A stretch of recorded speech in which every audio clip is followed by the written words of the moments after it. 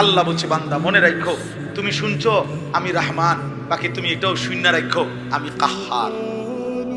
তুমি এটা শুনে রাখো আমি রাহিম, তুমি শুনছো আমি গফফার, আমি প্রচন্ড ক্ষমাশীল। আবার এটাও শুনে রাখো আমি যুনতিকাম, আমি প্রচন্ড প্রতিশোধ গ্রহণকারী। কোরআন শরীফের আয়াত। মাফ যেমন করি অনেক, শাস্তিও দেই অনেক, শাস্তিও দেই।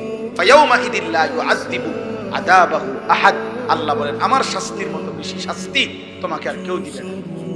ওয়ালা ইউসিকু ওয়াসাকাহু আহাদ।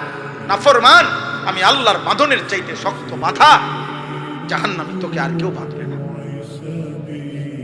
চলেন এই জন্য ভারসাম্য আনে, একজন একজন করে। যুবক ভাই, তোমার উপরে তুমি দয়া করো, তোমার উপরে রহম করো। আব্বা, কেউ তোমারে মনে রাখবে না, কারো হাতে সময় নাই। আবারও বলছি, নষ্ট হইও না, চরিত্রহীন হইও না।